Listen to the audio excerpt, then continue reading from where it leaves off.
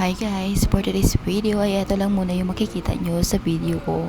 Ayan, medyo mabuti na nga yung pakiramdam ng anak ko guys at sobrang saya ko. Walang kasing saya sa isang ina guys kapag makita mo yung anak mo na mabuti na nga yung kalagayan niya. At ayun, kumakain na nga siya at hindi na nga siya nagsusuka. At sana bukas ay pwede na nga kaming makalabas dahil nga yung tatlo ko pang anak nandun sa bahay. Walang mag-aalaga nga sa kanila kasi nandito nga ako sa ospital. Pero doon ko na muna sila pinaiga nga kina mama dahil nga wala ako, tapos yung asawa ko naman ay panggabi nga yung duty niya kaya doon ko nga sila pinatulog kina mama para kahit papano ay meron nga silang kasama pagtulog. Pasensya na kayo guys kung medyo mahina yung boses ko kasi alam niyo na wala ako sa bahay, kaya ayun, hininaan ko lang yung voice over ko kasi nakakahiya naman kapag meron kang makakarinig, baka sabihin pa na nababaliw na ako dahil nagsasalita nga lang ako mag-isa. Anyways guys, lumabas nga pala ako dahil nagpapabili nga yung anak ko ng biskwit at saka gatas. Ayan, lumabas nga ako dito. Meron namang store na malapit nga dito sa hospital guys, kaya hindi ko na kailangan na pumunta nga sa malayo para makabili. Kaya bumili lang makakain nga ng anak ko. Tapos pagbalik ko, ayan, tulog nga siya at yung asawa ko ay umuwi na nga siya sa bahay kasi nga para naman makatulog nga siya. At maya maya lang, ayan, nagising na nga yung anak ko guys at tinimplan ko na nga siya ng gatas at pinakain ko na nga rin siya ng biscuit. At maya maya ay dumating na nga yung rasyon namin dito kaya pinakain ko na rin siya ng kanin. Panay tanong na nga siya guys kung kailan daw kami makakauwi sa bahay dahil namimiss na nga niya yung mga kapatid niya. At iyo ay nandito pa rin kami sa ospital. Kaya pasensyahan nyo na kung medyo mahina pa rin yung voice over ko ngayon dahil nakakahiya naman kapag lakasan ko yung boses ko. Baka nga merong makakarinig at baka sabihin nga nila ay nababaliw na nga ako dito dahil nagsasalita nga ako mag-isa. Pagkising ko ng umaga, uminom na muna ako ng maligamgam na tubig. Pagkatapos maya maya lang ay nagtimpla na nga ako ng kape. Eto, meron kasing libreng kape nga dito sa ospital guys. Ay hindi naman libre kasi kasama nga to sa babayaran. At ayun, nagtimpla na nga ako. Meron na nga silang coffee,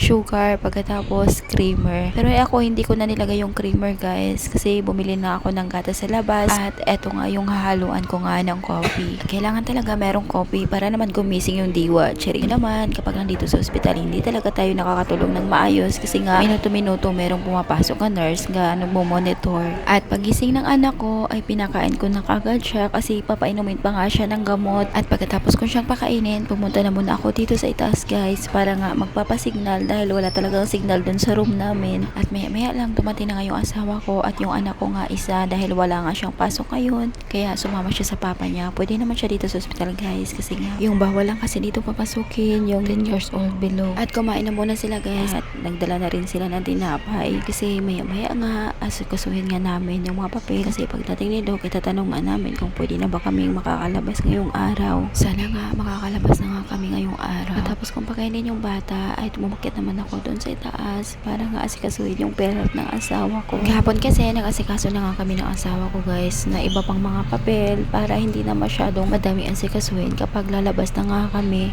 Nagpunta na muna kami sa PhilHealth Main guys dahil papa-update nga namin yung PhilHealth ng asawa ko para makarga nga sa kanya yung anak ko kasi eto yung anak ko si Cheryl dito nga to nakarga sa PhilHealth ko. Yung PhilHealth ko hindi naman nahuhulugan na stop na kaya ipapa-update namin para makarga nga si Cheryl sa kanyang PhilHealth. Pagkatapos namin doon, pumunta naman ka ako dito nga sa PhilHealth sa loob ng ospital para ma-process na nga para kapag lalabas na nga kami ay dire-diretso na. Kaso nga lang pagdating ni doktor ay hindi pa pala pwede kami makauwi sa bahay dahil meron pa nga siyang ibibigay na bagong gamot.